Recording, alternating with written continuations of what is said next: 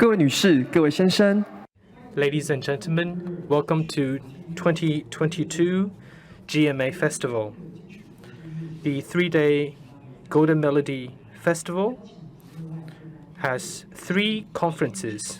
We have invited experts from the music industry to explore the latest trends in the music industry. We hope to inspire new business models in the Mandarin pop music. This conference will focus on rapidly emerging roles in TV series and exploration into series music. I would like to invite the moderator of this session, Mr. Ken Wu, radio and television program host of BCC radio station, I Like Radio. And also our panelists, Ms. Huang Ting, lyricist, A&R at Nonstop Studio, Professor Phil Tang, president at Greener Grass Cultural, and also OST producer from CJENM, Mr. Lim Yeram. Now I would like to hand the microphone over to our moderator, Mr. Ken Wu. Ladies and gentlemen, good afternoon. Thank you for coming to our conference this afternoon. I think we have entered a new era.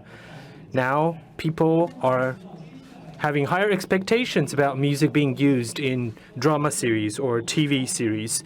So we would like to explore how can we collaborate so that both the TV series industry and the music industry can both benefit.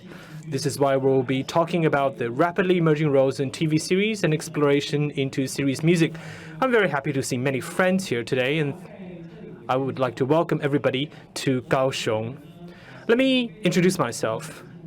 Personally, I really like to listen to soundtrack. I would call myself a fan of soundtracks because I've long watched and followed Japanese drama and Korean drama, and I've actually been able to come up with a lot of images when I listen to their music.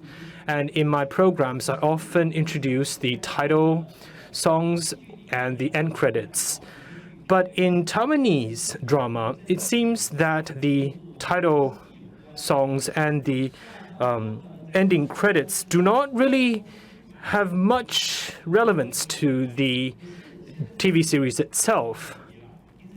But I think things have started to change and evolve. So today, we're very happy to have our panelists who have very dedicated roles and involvement in developing music for drama series. I would like to introduce our panelists.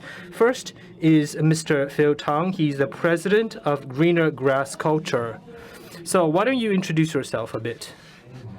Hi, everyone. Good afternoon. My name is Phil Tang.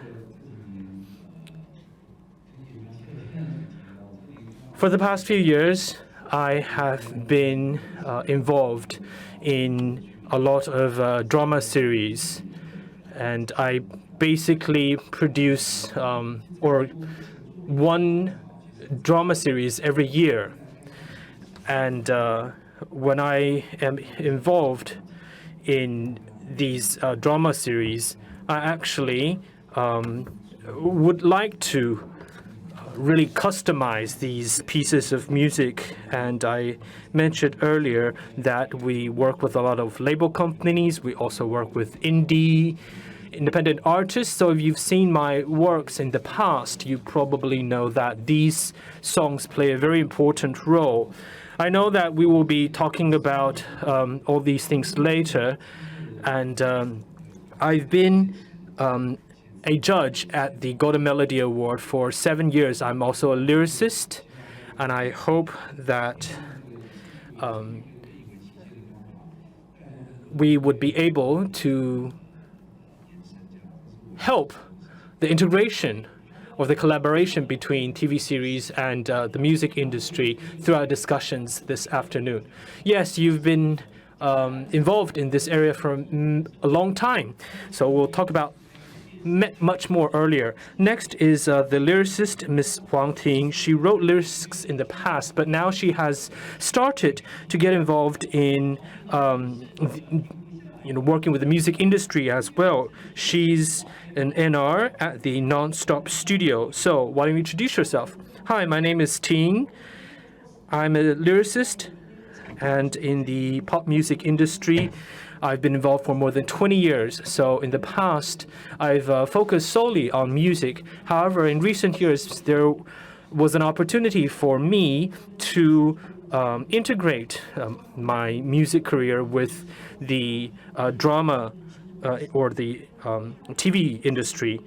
And we saw that there were some opportunities for collaboration. So we worked on a series called Mr. Hito.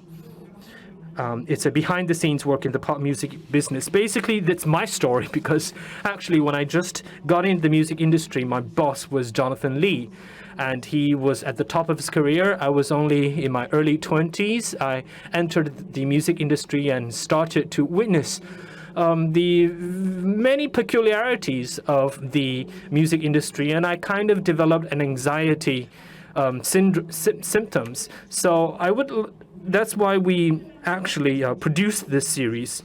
In the past, in Taiwan, most TV series, if they talked about the music, if production or behind the scenes at all, they would focus on the artists. But this time we would like to focus on the behind the scenes people because we know, who are working behind the scenes.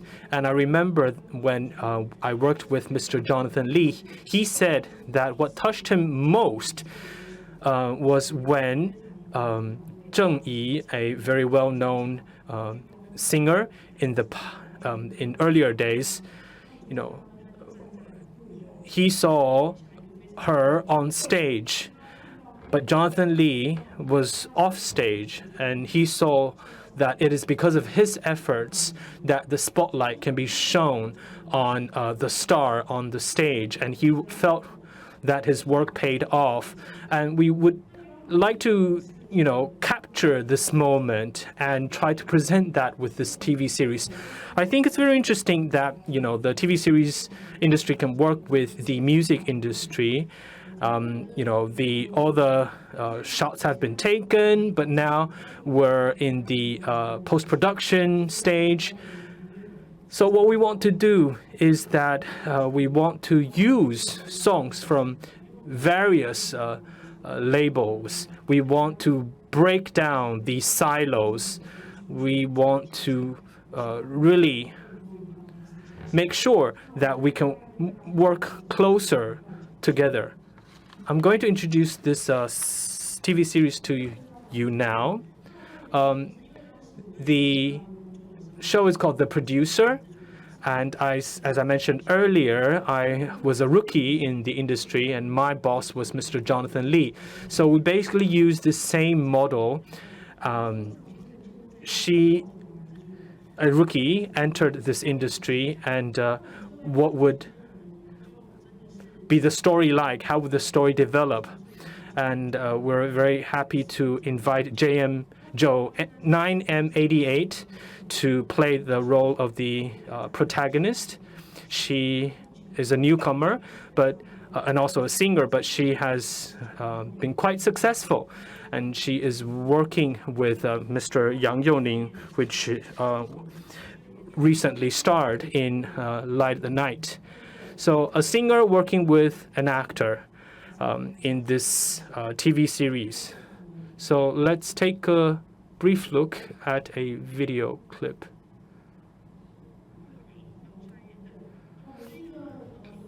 Okay, this is a TV series. Each episode is 45 minutes. There are 12 episodes. And each episode is about the production of one song. So there will be a singer for each episode. So we're talking about pop music, but we want to present it through the TV series. So there are two protagonists, Mr. Wu and Miss Liao. And Miss Liao is the rookie, Mr. Wu is the boss.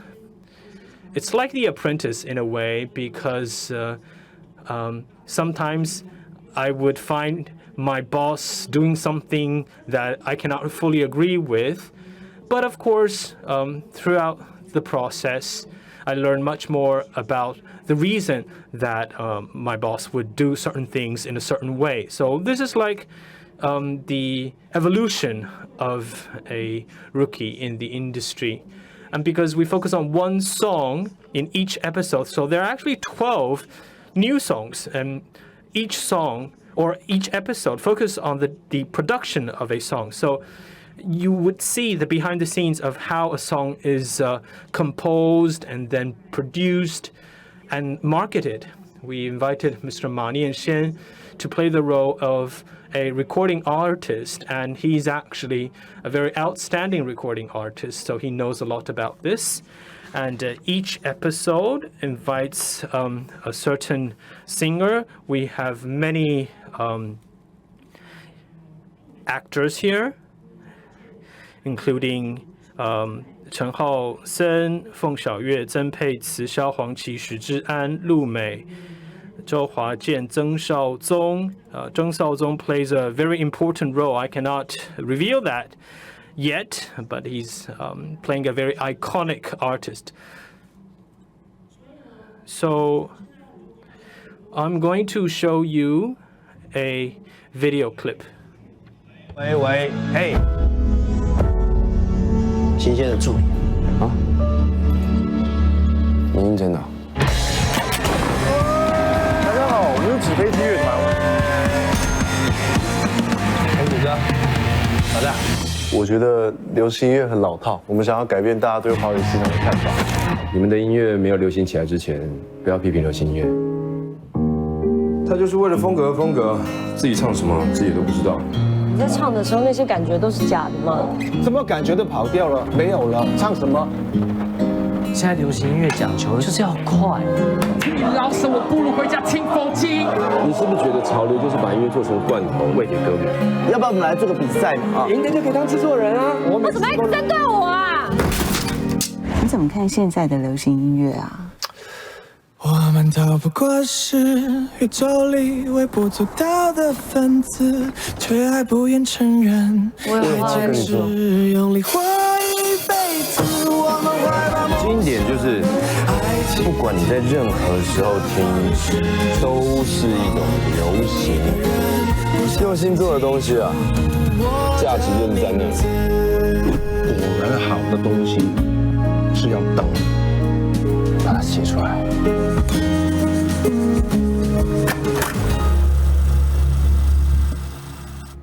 好，从头来一次。哦。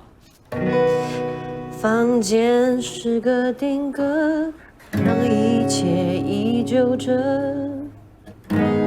反复开关电灯，以为你还在这。刚刚那个最后一幕就是。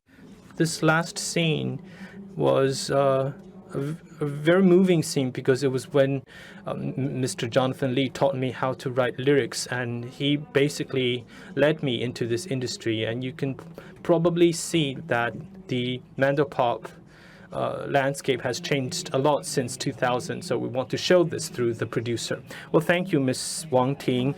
Now is our next panelist is Mr. Yeram Lin. I'm sure that many people are really looking forward to Mr. Yeram Lin, and he is the OST producer from CGENM. Hello, everybody. Can you introduce yourself briefly to us and tell us a little bit about your thoughts?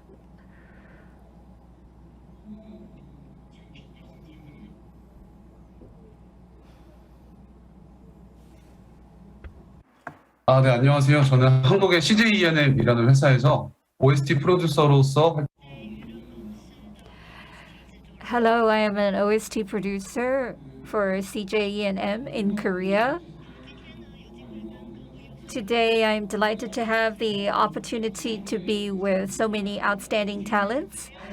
It's a great honor.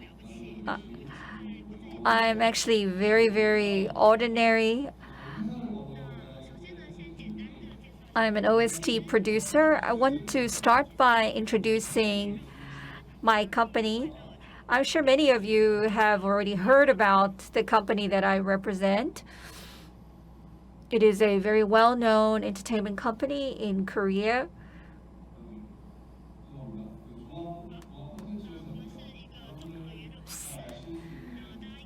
CJENM.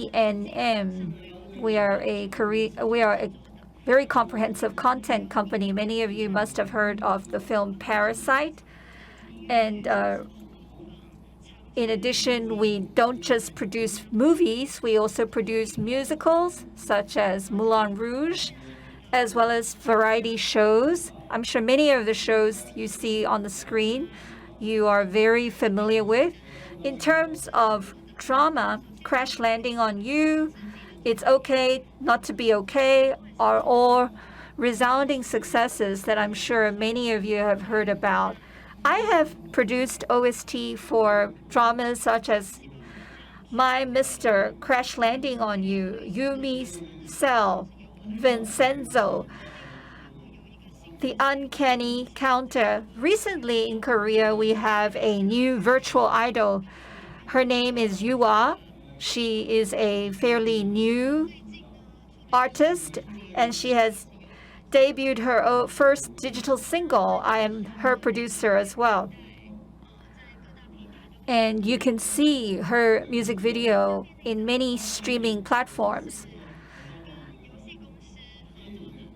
I have also worked together with a gaming company. We've worked on a PUBG Global Invitational. I am responsible for producing its main theme song. Thank you for inviting me to join today's forum. I have only been in the industry for 7 years. It's not very long, so I look forward to sharing my world with you. Thank you. Because time is of the essence, we are going to start with our discussion today. Let's start with Phil. We know that in many of your projects, you care a great deal about music, and you've had a different approach with each project. So based on your experience, can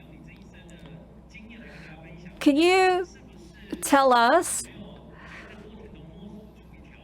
if you've managed to find your own way of doing things? Recently, Kate Bush's song Running Up on the Hill has become very popular due to Stranger Things. And the song by Kate Bush is something that I was listening to when I was in high school, but now it has become famous again. Can I just take my mask off? So it makes me really happy because I used to love the song when I was young. If you go and look for Running Up the Hill, you will see so many covers of the song through the years. And I think when there is a good song, it can really bring drama to life. Have you seen Last Dance? They used the song Last Dance by the Taiwanese artist Wu Bai. And we know that this too is not a new song, but it brought the drama to life. So this is something I care deeply about. In the 1950s, when we had black and white movies, we can see that theme songs were already very popular back then. And I myself have always been a music lover. I love watching TV shows. So starting from a very early age, I've been immersed in this world.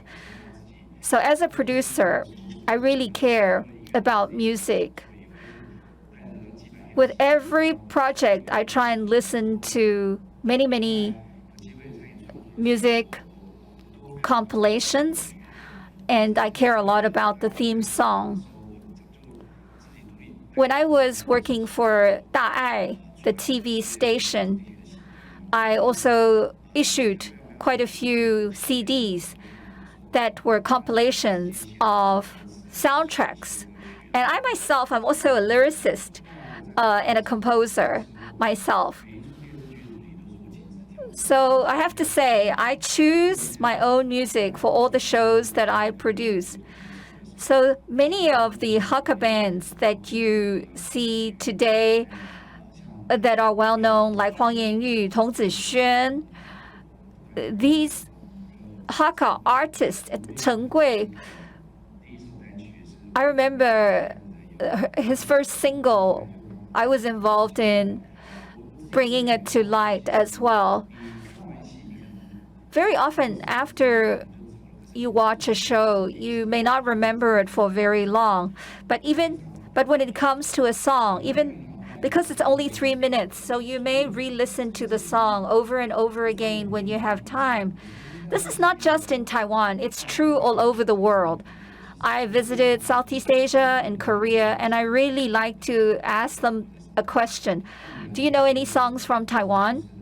Usually they will tell me 2 songs. One is the theme song from Meteor Garden.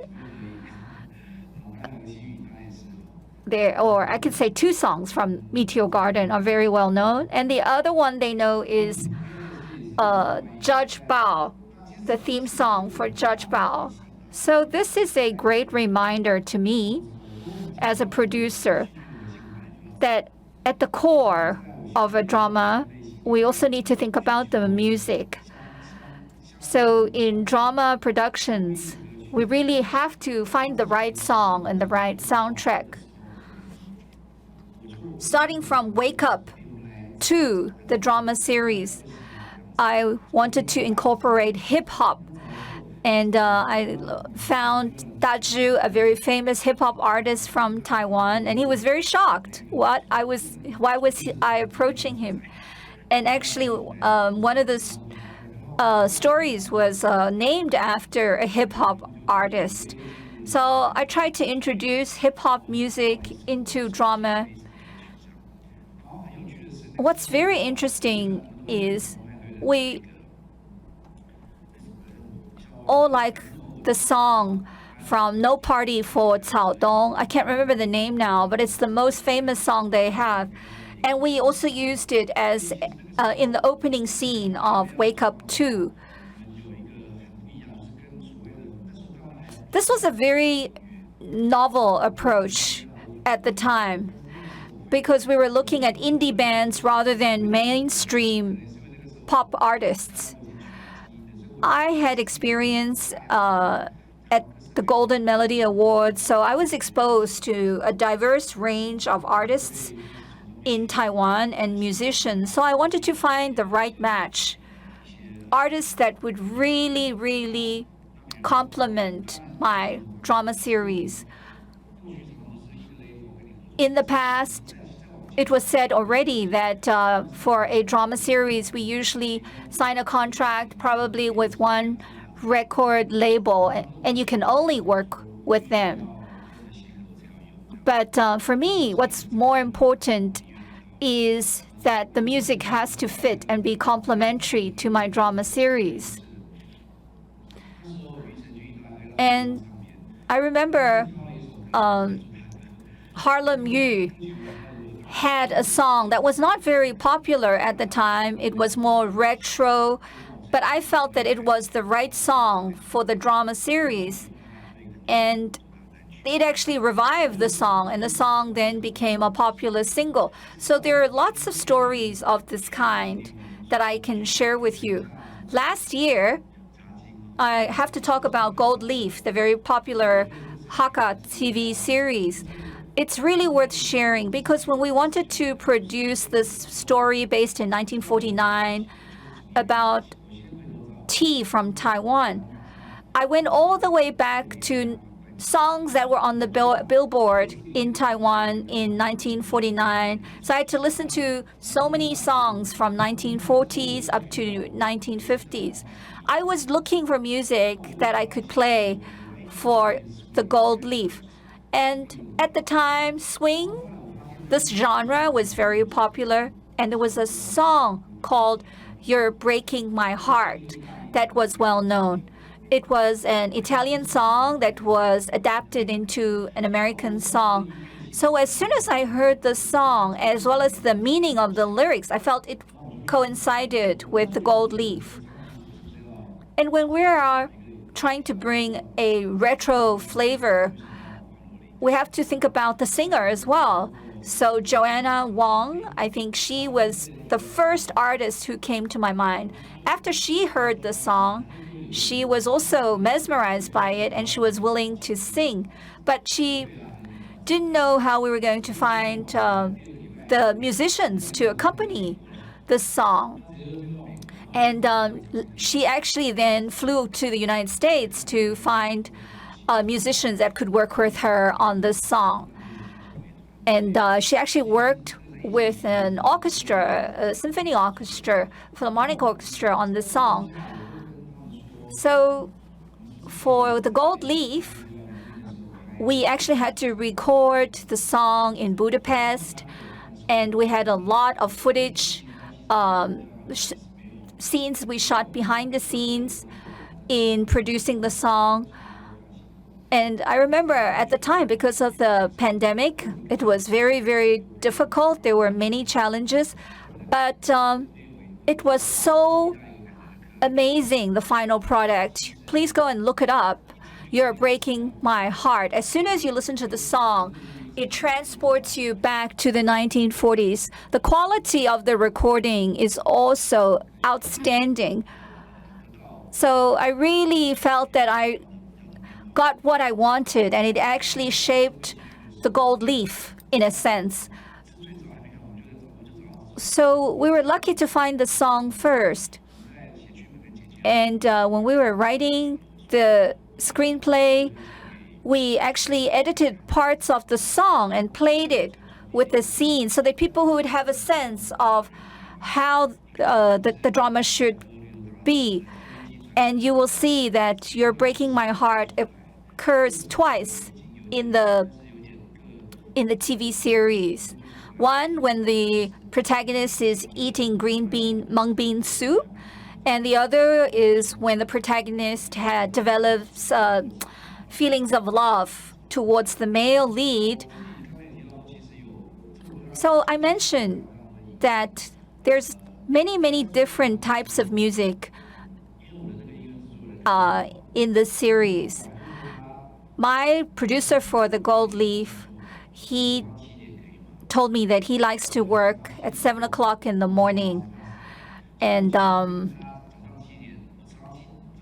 at 7 o'clock every morning, I had to go to his recording studio and work together with him. After we finished the Gold Leaf, we spent 6 months in post-production on the music, and he actually wrote, I think, 600 possible songs for the drama series, and I rejected so many of them. So very often we would be watching footage from what we have already shot and thinking about the music. So this was a very novel experience for me as well. So later on, we actually had an EP for original soundtrack of the Gold Leaf. Because in total, we had maybe 60 different songs. We listened to so many samples. There is an actor, a character in the Gold Leaf, who is a scholar who was down and out, and finally he manages to come back and avenge what was done to him, and we used him as an image for a song. So actually from drama, you can draw a lot of inspiration about the kind of music that you need, the kind of inspiration that you need, the time frame. Another example is, we know back in 1940s, there were certain songs that were popular at the time. And because we were based in a Hakka village, so we needed some Hakka folk songs. And when we went to the American clubs, then we needed to have some American songs. And this was a family of pianists, so we needed a lot of piano music. So we had to have some Chopin and Beethoven. So in terms of the music side of the Gold Leaf, we spent a lot of effort on it. we also worked with different record labels. Have you heard of the record label 春灭? They're very alternative. They use very interesting instruments, and it was perfect for the gold leaf. We wanted something more classical. And also they sing in Hakka, which was even better. And Wawa was another artist we worked with. We showed her footage from the gold leaf, and she then wrote down the lyrics that she thought of, and then they came up with a melody, and they are already nominated for Best Lyrics at the Golden Melody Award this year. I wanted them to also sing in Hakka. Wawa, the artist, her grandmother is Hakka. So I said, well, you can speak Chinese, you know how to sing in English. Can you try and sing in Hakka? And she was great. So it ended up being a fantastic song. In the final stage, we had a song by the producer Ke Zihao, and we felt that the music could then be developed into a song. And Julia Peng, she wanted to sing a Hakka song, so we thought that this would be the perfect song for her to sing in Hakka. And that's how another song came about. So if you look at the 4 songs from the tea leaf, you will see how they are interwoven into the story of the gold leaf. We started right from the outset with our music selection. And just as Wang Ting mentioned before, they really think about music from the beginning. Crash Landing on You and My Mister are Korean shows that I also think have very, very good soundtracks. I just went back to listen to them, and I think in Korea, they are very good at doing this matching. Have you seen my Liberation Notes, this new drama? You will see that it is really based on songs. The songs are simple. Some of them are almost childlike, but My Liberation Notes, the way the drama is produced, is it's an internal story. It's a story about loneliness and feeling alienated and how to communicate with others. So a lot of songs are just based on acoustics and almost completely unplugged. So I feel that in recent years, if we look at K-drama, we will see that songs take prominence. Music takes prominence. It doesn't steal the spotlight, yet it manages to convey something that is complementary to the drama series. And I see more and more of this. So many Korean dramas are based on certain songs. And if you pay close attention to a US drama, they also actually really care about music. We know that in the United States, there are so many different kinds of genres. There could be film noir, there could be comedy, and the music right away takes you into the genre. So I feel that when we're producing music, the style of the music can actually be used in a drama series and reinforce the drama series. Of course, you can also customize a song. Of course, this has been done in the past. For example, I mentioned Chong Yao. Basically, she wrote all the lyrics when she was writing the novels, and she would just throw the lyrics to the composer, to the musicians, so they can come up with themed songs or the title songs. Of course, that was done in the past, and of course, it still exists today. But for Taiwanese drama, in the past, we only basically sold the title songs and the end credits.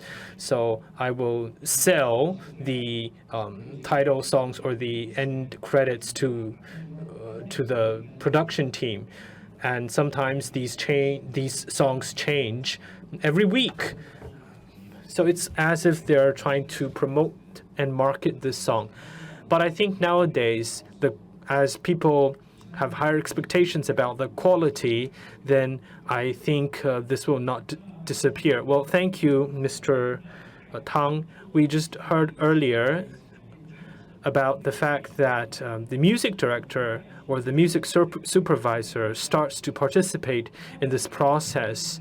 I will actually ask Ms. Huang, and I would also like to ask Mr. Lim, because in Korea, the music director would actually be involved in the process early on. So I would like to invite Mr. Yeram Lim to talk about how the music can be integrated into the drama. Thank you.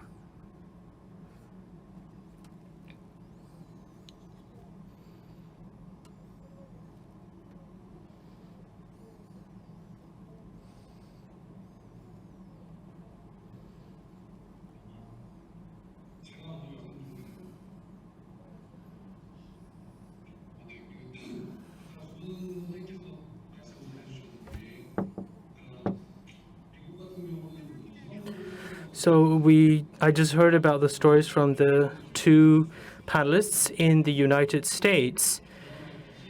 They actually use a lot of off-the-shelf music. In Korea, we also use this kind of model. We use the songs of many artists and include them into our soundtrack. Yes, there are drama series that would come up with their own songs, but we are a little bit more systematic in the sense that we do have a music director, and for music directors, they will produce original soundtrack where there are no voice. So for me, as an OST producer, we would compose original music. These original music are, of course, customized, tailor-made for the drama series. And then we would also analyze the characters. For example, My Mister and Crash Landing on You. For these series, we actually thought a long time about what would be the best genre or style of music for these two TV series. When we're producing OST, there is a term. Actually, there are some restrictions for songs without lyrics. For example, in Crash Landing on You, there are kissing scenes or goodbye scenes saying goodbye. In these kind of scenes, if there are lyrics, then actually the lyrics will be able to convey more emotions. So in these circumstances, we will focus very much on the lyrics so that the lyrics can actually convey more emotions. We also take a lot of time and put a lot of efforts into thinking what kind of music should be written when the protagonists are confessing their love.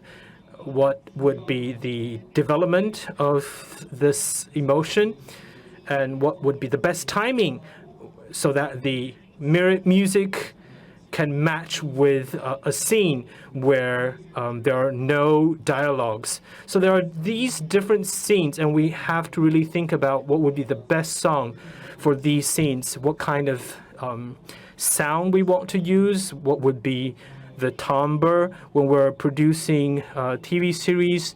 The director, the music director, and the producers will continue to communicate with each other. Actually, since the planning stage, we start to think about whether or not there are lyrics that match with the drama series, I think the best suggestion is that when we actually write the script, the play, right, we should start thinking about what kind of lyrics we can use. How many songs do we need? Where do we need songs with lyrics? Where do we need music without lyrics? This should actually be considered when we're developing the script as well. Sometimes we do use off-the-shelf music. For off-the-shelf music, we would think about the scenes that would be appropriate.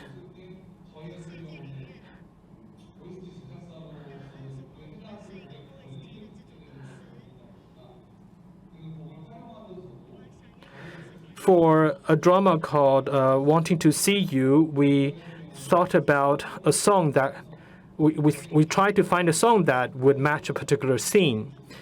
It took a lot of time to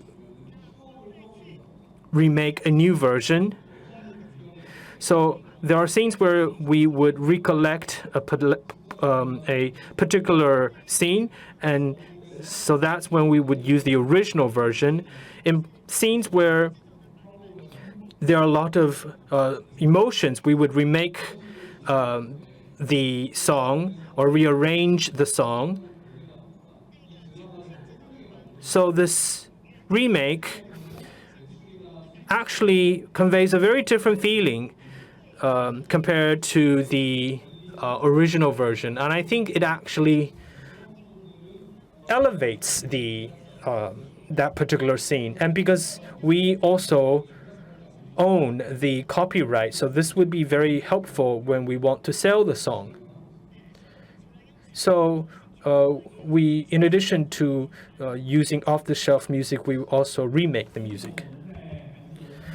In Korea, when we look at K-drama, we listen to different kinds of music, different genres of music. But if you look at whether it's American drama or K-drama, you would see, or you would hear actually, that there are more and more OST that actually includes lyrics. In the past, maybe not, but now, just like what Mr. Lim said, the lyrics actually convey more emotions. So this is very different from what we were accustomed to in the past. Music director is more a foreign concept. So as a lyricist, as a music director, you did not have a role model to follow. So how did you walk this path? Well, actually, as a musician, as a lyricist, I've always thought about what can music play, what role can music play in TV series.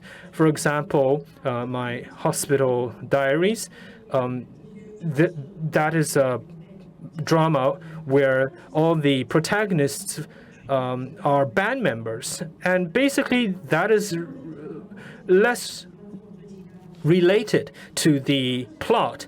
But then the audience starts to really look forward to the song that would be sung in that episode. And although we probably do not know these very popular Korean songs, but actually we still appreciate these scenes. There's another Japanese drama where the main title, the title song, would be different every 3 episodes, because 3 episodes basically convey one story about an ex-husband. And so all the songs would more or less basically customize or be rearranged or adapted. They work with hip-hop artists, and although they use the same motive, but it would be arranged in different ways. I think this is very interesting. I think the memory of music is very, very interesting. For example, a very popular Mando pop My Future is Not a Dream. Okay, everybody has heard the song, but different people would remember this song in different ways. It would actually create different images in your memory. And I think music has this magic. So, for example, Last Dance. And I remember when Wu-bai sang this song many years ago, 20 years ago. It was really not popular. But after being used in Last Dance, now it actually incorporates images, and that's why people start to really appreciate the song.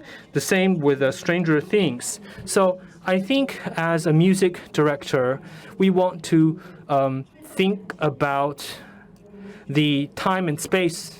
So for example, if a TV series talks about something that happened in the year 2000, you would have to search for music that is actually popular or is well known in the year 2000. But we don't want to just be very nostalgic. So although we create new songs, new music, but we would try to borrow the style and the feel of that era. So basically we want to create memories for that time and space. But basically, this is a new song. And I think that's how you connect the old and the new, the past and the present. So this is a new venture. What is a music director? Well, music directors are actually already a thing in other countries, but it's less well known in Taiwan. I think music directors try to make music as a role, play a character in the TV series. So I'm actually very happy to hear what Phil just said, because I think that's how music can create memories. Why are we called music directors? Well, that's because, as I said, for the producer, each episode is about a song, and music is essential to that episode. I have to find the right actor and the right producer so that the music plays a role in that particular episode. So just like what Phil said, we now use music in various ways. It's very, very versatile. So I think that music will become even more important in the future. I think for the past 2 decades, the music industry has become smaller in terms of value. It's now actually not as big as in the past, and the younger generation, they have many sources of entertainment, so they don't listen to the same cassette tape for 3 to 5 times. Nobody listens to a single song multiple times now, at least fewer and fewer. So we want to try and help people remember a song. So if you just create one song, people really don't remember it. However, if you can actually connect that with an image, with a scene, it would actually become more entrenched in your memory. I think music can actually play a bigger role, and I think this by tapping into the development of the TV series, we can make music more valuable. There are so many streaming platforms today. People are used to not just listening to music, but watching music. In the past, we only listened, but now it is also a visual feast. So music has changed. We can also hear that a lot of songs have actually been injected with new life through remakes, through remixes. So I'd like to ask our Korean speaker a question. When a TV series ends, does that mean that the fate of the song has also ended? You don't know what's going to happen to the song afterwards, or can you extend the longevity of a song? Are there any examples you can share with us from Korea based on your own experience? Have you ever thought after the end of a drama series whether a song can continue to live on?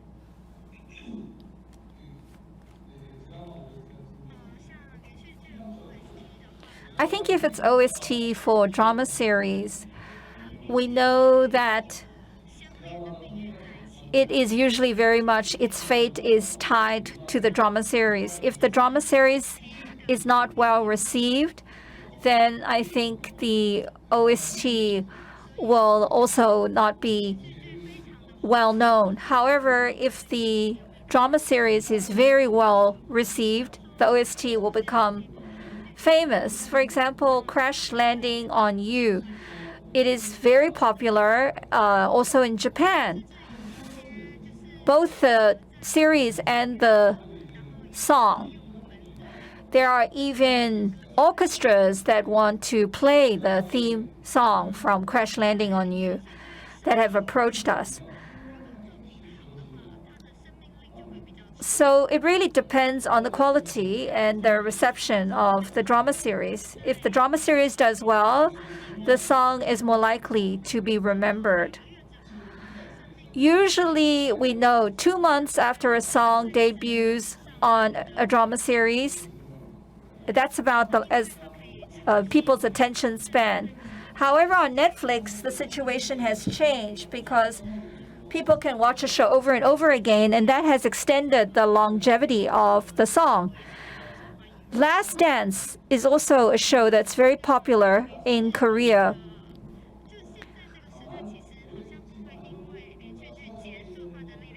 So I think songs seem to have a new lease on life in this day and age. You don't forget a song as soon as a drama series ends. It's not so common, though, to see a song have a second lease on life by being reinterpreted after a drama series. The only thing I can think of is working with gaming companies. As was said before, if we look at Crash Landing on You, after it ended, there was also an OST concert. So we'll try and look for many viable options. I think music is definitely a useful IP. If it's possible to be marketed together with the drama series and then to have an OST concert, that would be ideal. And at the OST concert, we can also invite the main leads to sing the OST. That would also be a big draw. People can come and see live actors and actresses singing the theme song. That is a wonderful suggestion. We know that some songs in Korea are very well known, but you don't know who the artist is.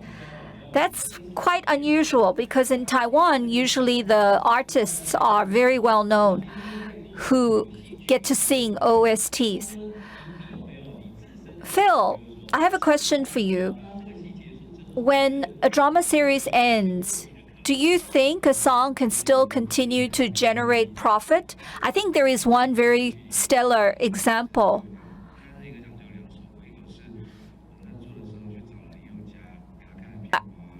I remember in one of our productions, we asked Yoga Lin to do the end song, and then we wanted to emulate Fix You from Coldplay, as well as from Mr. the Korean show. And then HIM provided another song by singer Yu Ke-wei. The song only played once in a show, but it became so viral. In China, people couldn't stop talking about the song. This is, of course, because the song was just an incredible song. So if a show is successful, you can definitely generate a lease on life on a song. So this is an example of one song that appeared once in a show that became viral. And later, they actually had to make an MV of the song that nobody knew would take off the way it did. Another example is The Victim's Game, a show that I produced on Netflix.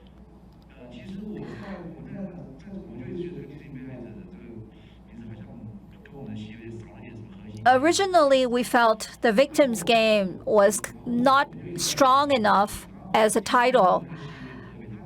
And if you watch this drama, you know that there are many shows that are whodunit. But this is not a whodunit show. It's a victim's show. Who's the victim? So this is why we wanted to find something that could bring the show together. And again, I returned to music. That's just my habit. I was watching a talent show, and I saw a song that really, really resonated with me. And this artist had signed with HIM. So I approached HIM about licensing the song.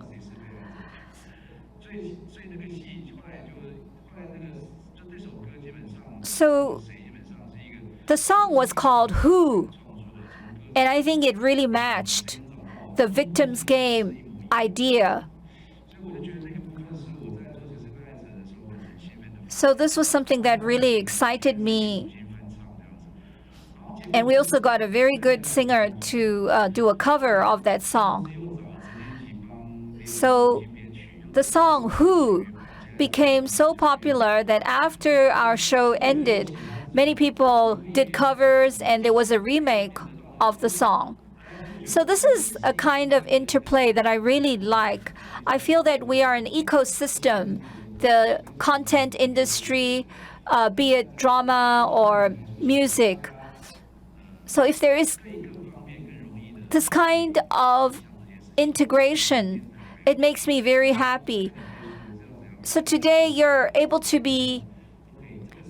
watch your show or listen to the music any way you like. You could listen to it at double the speed if you want. So people's way of enjoying entertainment is changing, and there are many new commercial opportunities out there. I want to share another interesting story. I don't know, Wang Ting has had a similar experience. Sometimes you want to find a woman's voice that's a very kind of husky, the voice of somebody who's lived 1,000 lives.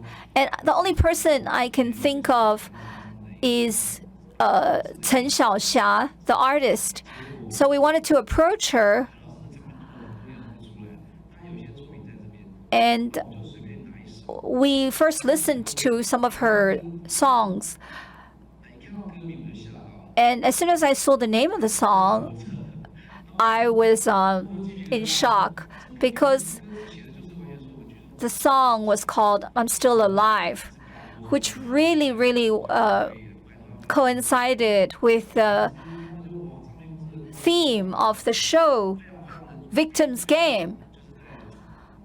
So we aggressively tried to court Chen Xiaoxia, and it is the perfect fit for our TV show, especially sung by Chen Xiaoxia, who we know has lived 1 million lives. It really, really was an added value to my show. So when it comes to integration and collaboration, I feel that we really need to emphasize collaboration with labels. We need to be much more closely knit together, and we can come up with quality final product. And we can also probably have talent shows where people sing OSTs, covers. In the past 30 years, we haven't really seen this, but I'm hoping that there's going to be a renaissance. We see so many drama production teams that are heading in this direction. Even for Tears on Fire, another production that I was involved in, the 2 songs at the beginning and at the end of the drama series is very, very well received. So we heard from Phil and our Korean speaker that OST really, the IP belongs to the production company. And we also heard that HIM had the rights for the song of the Victim's Game. What about you, Huang Ting? Because you said you wanted to work with different record labels. During negotiations with the different record labels, did you run into many trouble or problems? I think this would probably take 3 days for me to explain. It was a very difficult process because we have different types of intellectual property. You want a different singer, a different artist to sing a song. So I'm not sure, Phil, do you have the rights to the OST? No, the OST is owned by the record label. So, okay, so if the record label owns the OST, it makes it easier because the singers, the artists, the musicians belong to the record label. They can deal with the IP. Once the recording is going to be used in a television series, the record label is going to, of course, market the song, bring their artists into the world. However, today, if I'm talking about working with different labels, there's so many songs. Which song is going to be issuing the LP or the EP? There has to be one record label doing this. So just that one thing is a challenge. So maybe we will choose Universal Records as the record label that is going to issue the EP. They will then need to negotiate with all the other record labels, and all the other record labels are only going to contribute one song. It's very difficult in terms of dividing up revenue.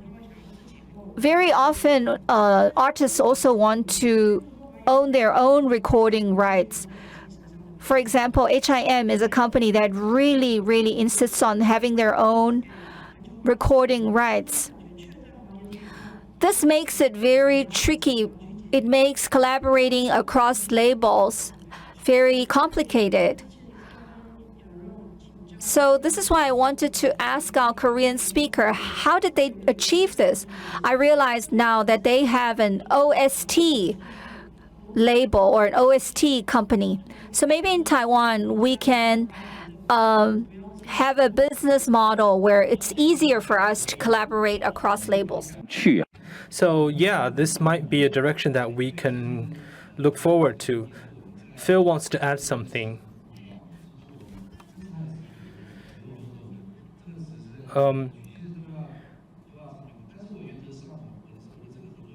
So usually what I do is that I would tell you that, okay, the copyright is yours. So for example, when we're talking with Netflix, in the past, people would want to use their own, to own the copyright. But actually, I think we should give the copyright to the record label or the artist. So usually what we want to do is that we can exchange, or we pay royalty in exchange for the song, or we can edit the MV so that we can cross-promote our materials.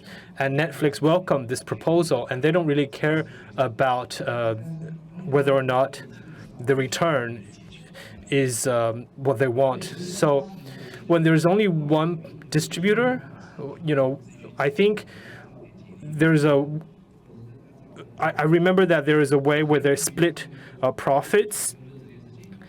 And splitting profits, of course, is a much more detailed issue. And they really have very in-depth discussions or negotiations about this. And if you really look into the numbers, I think it is possible. Okay, time is very limited, so I'm going to open the floor for Q&A. If you have any questions, please raise your hand and wait for the microphone. Thank you. Are there any questions? Yes.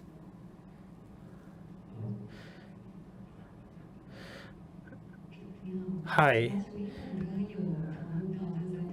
We were talking about the royalty or copyright management. So I would like to ask Mr. Lim, because I know that there are a lot of labels under CJ. So how do you manage the copyrights? Are there specific ways to manage the copyright, or is there more restrictions? So what can we do?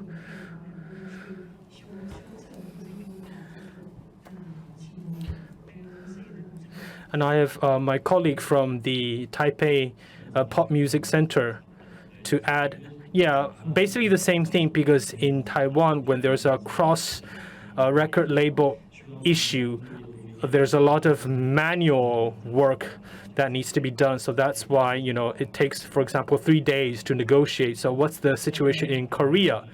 So we will like to invite Mr. Lim to answer this question, please.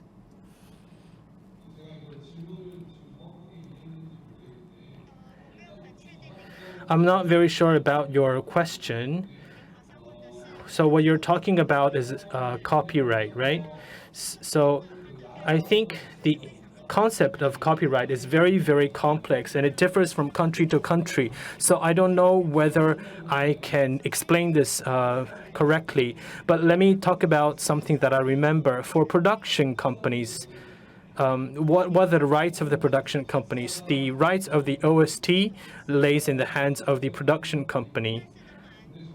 Of course, composers have their own their rights. Lyricists have their own rights. As for production companies, of course, we can have the rights. We can claim the rights, and then when we have profits, we can give these profits to the lyricists or the composers or the artists. So it's basically splitting profits. For example, for a drama series, maybe we used a lot of songs, and for CJ, because we're a comprehensive entertainment company,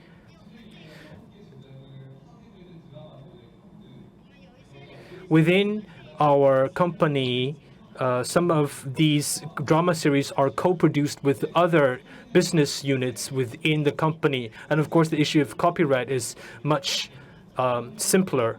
But now we also work with other platforms such as Netflix, and then of course it's more complicated. The rights that they want, for example, we recently worked with Disney Plus, and so Disney Plus wants to claim its own rights. So basically, what we do within the company is very different when we want to work with other companies. When we work with other platforms, it really takes much more communication, much more time for negotiations. For us, when we work with overseas platforms, there are also a lot of issues. But if we focus on OST, the production rights, who pays the production cost? So basically, the rights rest in the hands of the person who pays, or the stakeholder who pays. And of course, I want to reiterate that the copyright law is different in each jurisdiction. So if we work with external lyricists and composers, then we would split the royalty, split the profit. I hope this answers your question. Maybe Phil can talk about the situation in Taiwan. I assisted Singapore in a case. So CJ told Singaporean company that, okay, so if you're going to pay all the production cost, then the copyright should be CJ's. But the HIN says no, because this is customized, so we want our copyright. We want to have the copyright. So there's a new model of cooperation. I think it really differs case by case, and this is a cross-border collaboration, so Singapore and Korea, but I helped them to sign the contract here for HIN in Taiwan. So of course, in the beginning, as I said earlier, CJ thinks that this is their copyright because they pay all the production cost. But for HIN, because I customized everything and I paid for example, recording and the artists, etc. So we can exchange in terms of promotion and marketing. I think things will only become more complex in the future. Many record labels would probably work together. There are artists from different companies that would be working together. So I think the methodology would become more and more flexible and modularized. I think people are now used to streaming and indie artists. Things are much more diverse. In the past, basically it was controlled by large corporations, but now things have changed. So for independent creators, they don't want to sell. They don't want the company to buy out their